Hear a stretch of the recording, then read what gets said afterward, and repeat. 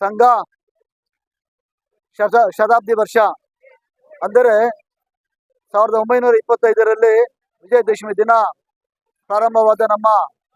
ರಾಷ್ಟ್ರೀಯ ಸ್ವಯಂ ಸೇವಕ ಸಂಘ ಇಂದಿಗೆ 2025ಕ್ಕೆ 100 ವರ್ಷ ತುಂಬಿದೆ. ಈ ಒಂದು ಸಂದರ್ಭದಲ್ಲಿ ನಮ್ಮ ಮುಳಬಾಗಿಲು ವಿಧಾನಸಭಾ ಕ್ಷೇತ್ರದಲ್ಲಿ ನಮ್ಮ ಆರ್ ಎಸ್ ಎಸ್ ವತಿಯಿಂದ ಪಥಸಂಚಲನವನ್ನು ಆಯೋಜನೆ ಮಾಡಲಾಗಿತ್ತು. ಈ ಒಂದು ಪಥಸಂಚಲನದಲ್ಲಿ ಸುಮಾರು 2,000ಕ್ಕೂ ಹೆಚ್ಚಿನ ಸ್ವಯಂ ಸೇವಕರು ಈ ಒಂದು ಕಾರ್ಯಕ್ರಮದಲ್ಲಿ ಭಾಗವಹಿಸಿದ್ದು ತುಂಬಾ ಅದ್ದೂರಿಯಾಗಿ ಕಾರ್ಯಕ್ರಮ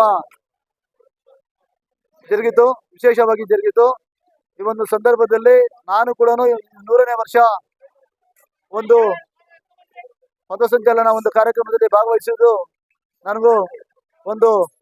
ಅದೃಷ್ಟ ಎಂದು ಭಾವಿಸ್ತೇನೆ. ಯಾಕಂದ್ರೆ ಸ್ವತಂತ್ರ ಪೂರ್ವದಲ್ಲಿ ಪ್ರಾರಂಭವಾದ ಆರ್ ಎಸ್ ಎಸ್ ಸಂಘ ಇಂದಿಗೆ 100 ವರ್ಷ ಕಳೆದ್ರೂ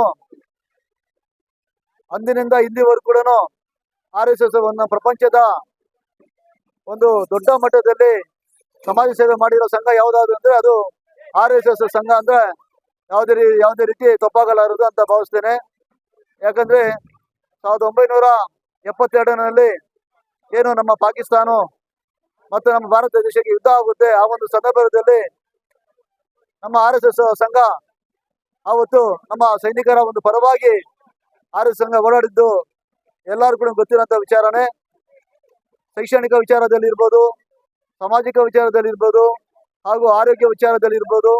ಎಲ್ಲೇ ಒಂದು ಕಡೆ ಏನೇ ಒಂದು ಸುನಾಮಿ ಆಗದಂತ ಒಂದು ಸಂದರ್ಭದಲ್ಲಿ ಇರ್ಬೋದು, ನಮ್ಮ ಸ್ವಯಂ ಸೇವಕ ಸಂಘ ಆರ್ ಎಸ್ ಎಸ್ ಸಂಘ ಪ್ರತಿಯೊಂದು ಕೂಡ ಅದರದೇ ಆದ ಒಂದು ಕೊಡುಗೆಯನ್ನು ಕೊಡ್ತಾ ಬರ್ತಾ ಇದೆ. ನಮ್ಮ ಪ್ರಪಂಚದ ಅತ್ಯಂತ ಒಂದು ದೊಡ್ಡ ಸಂಘ ನಮ್ಮ ಆರ್ ಎಸ್ ಸಂಘ ಅಂತ ಹೇಳಿದ್ರೆ ಯಾವುದೇ ರೀತಿ ತಪ್ಪಾಗಲಾರದಂತ ಇವಾಗ ಭಾವಿಸ್ತಾ ಏನು 100ನೇ ವರ್ಷ ಸಂಭ್ರಮ ಒಂದು ಆಚರಣೆ ಒಂದು ಪಥಸಂಚಲನ ಮಾಡ್ತಾ ಈ ಒಂದು ಕಾರ್ಯಕ್ರಮದಲ್ಲಿ ಭಾಗವಹಿಸಿದ ಎಲ್ಲಾ ನಮ್ಮ ಸ್ವಯಂ ಸೇವಕ ಬಂಧುಗಳಿಗೆ ಹಾಗೂ ನಮ್ಮ ಬಿಜೆಪಿ ಎಲ್ಲ ಒಂದು ಕಾರ್ಯಕರ್ತರಿಗೆ ಮತ್ತು ನಾಯಕರುಗಳಿಗೆ ಹಾಗೂ ವಿಶೇಷವಾಗಿ ನಮ್ಮ ಹಿಂದೂ ಕಾರ್ಯಕರ್ತರಿಗೆ ಮತ್ತು ಮಾತೆಯಂದರಿಗೆ ಹಾಗೂ ನಮ್ಮ ಮಾಧ್ಯಮ ಮಿತ್ರರಿಗೆ, ಪತ್ರಿಕಾ ಮಾಧ್ಯಮದವರಿಗೆ ಹಾಗೂ